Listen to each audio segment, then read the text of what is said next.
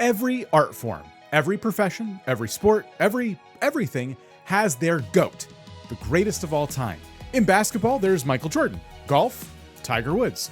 And on YouTube, you already know it, MrBeast. If history has taught us anything, it's that nobody stays on top forever, which means even MrBeast, no matter how many jump cuts he can fit into a 2-second segment. Whether you love his content or strongly dislike it, MrBeast has changed the way YouTube is played. And that's all the more impressive when you remember that YouTube always changes the way YouTube is played, like literally all the time. That means that right now, as I speak, the heir to MrBeast's throne is probably already honing their craft. Maybe that person is you, or maybe it's your future children, or their children. This is vidIQ, by the way, in case you're new. I'm Dan, and we're just passionate about helping creators be the best that they can be.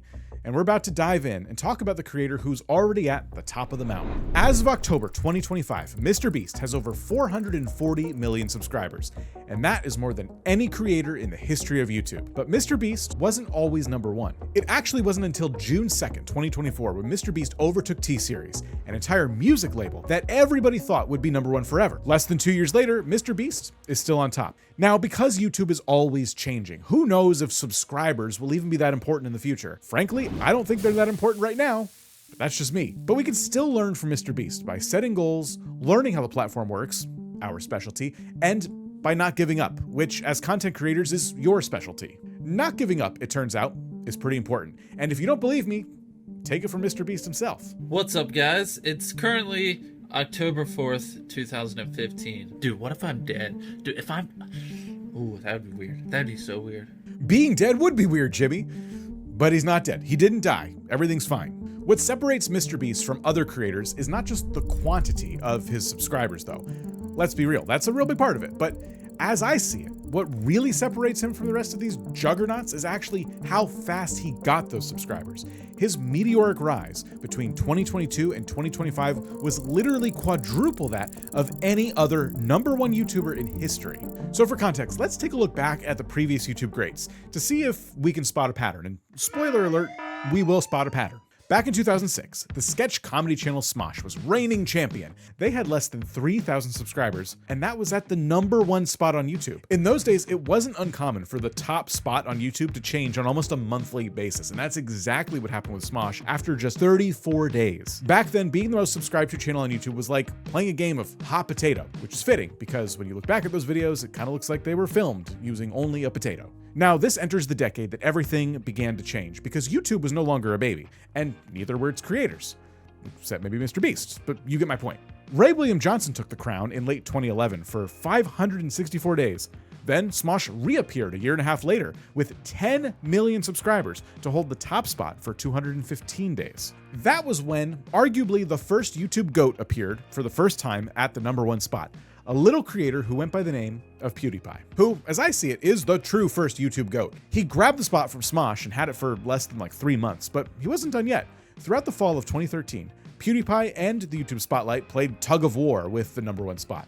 Who would win, a YouTuber or YouTube itself? Well, by the end of the year, a clear champion had reigned supreme. It was PewDiePie. He grabbed the title on December 3rd, 2013, and did not let it go for 1,920 days. That's still the longest consecutive time that anyone has remained the most subscribed to channel on YouTube. See, by the middle of the decade, sketch comedy kind of gave way to a new genre of YouTube video, the Let's Play. And that was a wave that PewDiePie rode to his first 20 million and then 50 million subscribers. But around 2019, corporations had appeared to challenge creators, and T-Series, a music label from India, took over from PewDiePie with first 100 million, and then by 2021, 200 million subscribers. And for the longest time, everyone thought the game was over. YouTube was no longer for creators, it was for massive media companies to make extra cash and promote their products. But on July 10th, 2024, the title was returned to an actual creator, where it's remained ever since. And at the time of writing this video, MrBeast has been on that throne for around 500 days. In less than 20 years, what made the king or queen of YouTube went from less than a few thousand subscribers to more subscribers than the population of the United States. But here's what sticks out to me. YouTube was not initially taken seriously, at least not in the same way it is today. Both in pop culture and in business, YouTube was seen as this silly thing that people did. And that lack of seriousness was reflected in the success stories of those early years, making comedy the name of the game. Comedy, sketches, challenge videos, prank videos, you name it. The content on YouTube reflected its real-world reputation. This isn't to say that content wasn't great. A lot of it was. It was just different because YouTube was different, because the world was different. Throughout the 2010s, changes on YouTube were followed shortly after by new styles of content that mirrored those changes. As people spent more time on YouTube, the content became more personality-driven. As people realized they enjoyed watching people play video games almost as much as they enjoyed playing the games themselves, gaming channels skyrocketed.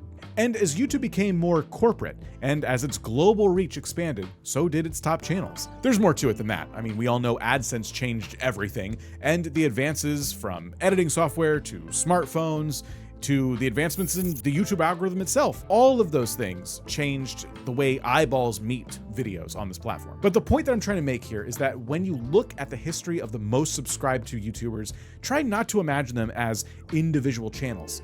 Think of them as reflections of the platform itself. It's almost as if you can see YouTube having these identity crises throughout its entire life. Is it for creators? Is it for corporations? Is it for gamers? Is it for students? The answer is all of the above, which leaves the door wide open for a new dynasty to emerge. As for MrBeast, well, he tapped into something else that was a reflection of real-world changes. Our poor attention spans. You may have heard now that we live in an attention economy. An attention economy refers to the incentives of advertising-driven companies, in particular, to maximize the time and attention their users give to their product. In 2006, the goal of a creator might have been to make you laugh.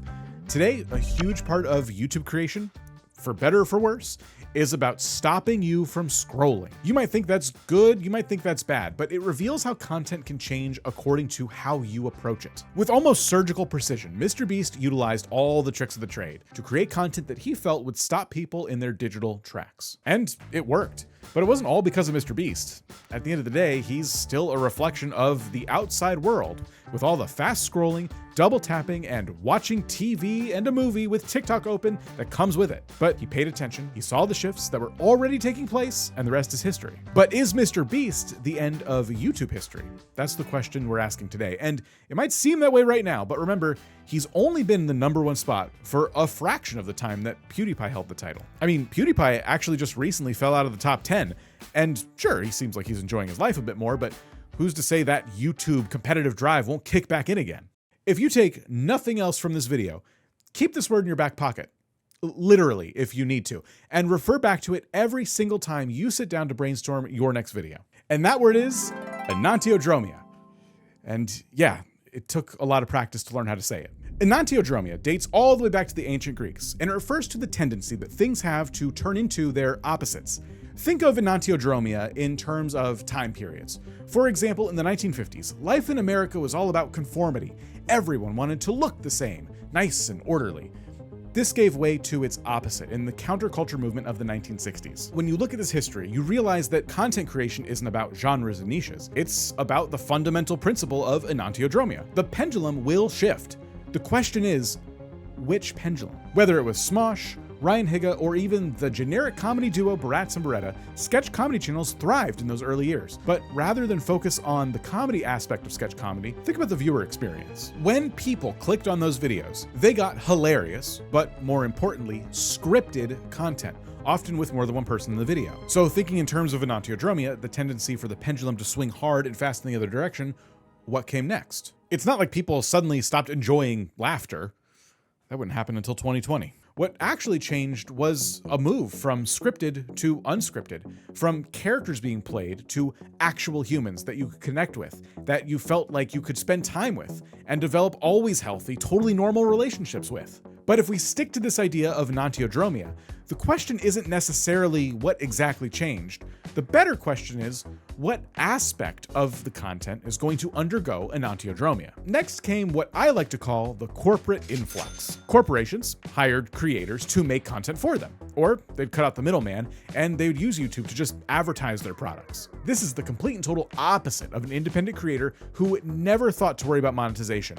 They were just alone in their room, chatting with you or playing Wii Sports while you did your homework. And it had a ripple effect, kind of like how today there's a million MrBeast knockoffs. The corporate influx gave YouTube a new, shinier sheen. So content creators took on a new, shinier sheen. As the 2010s progressed, YouTube went from a down and dirty website to the megalodon it is today. It went from being something you watched on your computer late at night to something you could access anytime and on any screen.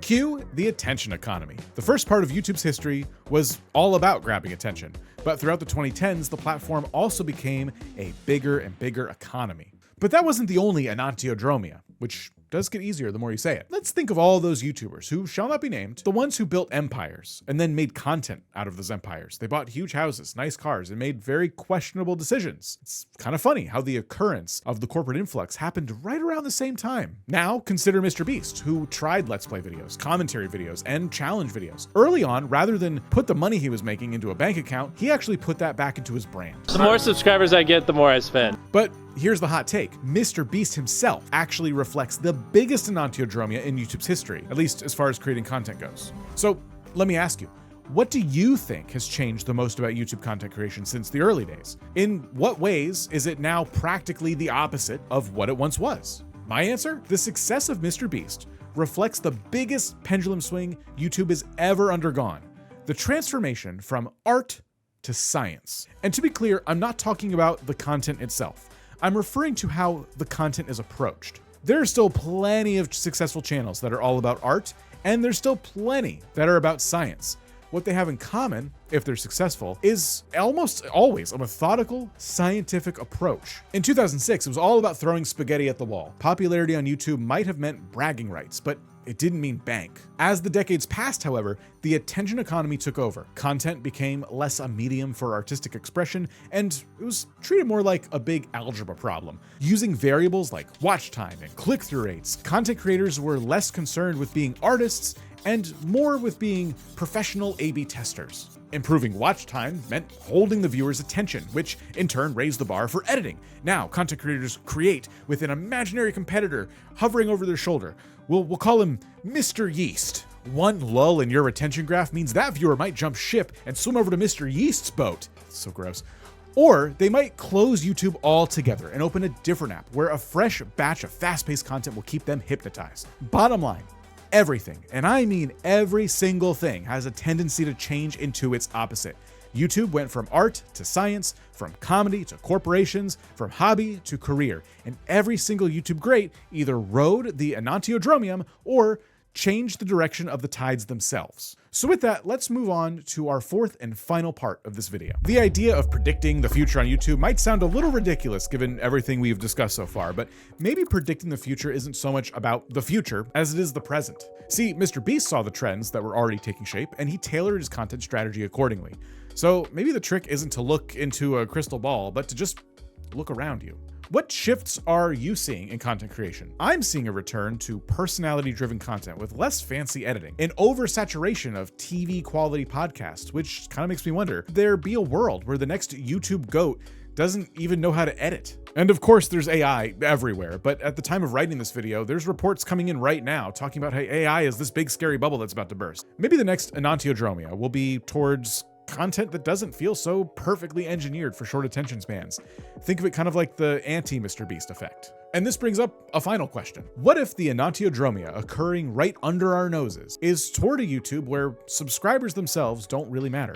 I mean, I've already said it. I kind of think we're already there right now. Lots of people have successful YouTube channels with very few subscribers, and lots of channels have tons of subscribers, and one day they fall off and they can't crack the algorithm anymore. We could be entering a new era when YouTube becomes more of an artistic platform again, where no one really ever knows how to please the algorithm, and that becomes a good thing. Imagine making content exactly how you want to make it, and it brings you success. That sure sounds like something I'd like and subscribe to. Sorry, can you just hit the buttons, please? Let me know in the comments, what will the next YouTube GOAT look like? Will it be MrBeast forever? And what kind of content would you like to see grab that crown? I'm Dan. This is another vidIQ video. We're obsessed with helping creators just like yourselves. Maybe this video will do that for you. And yeah, we'll see you in the next one.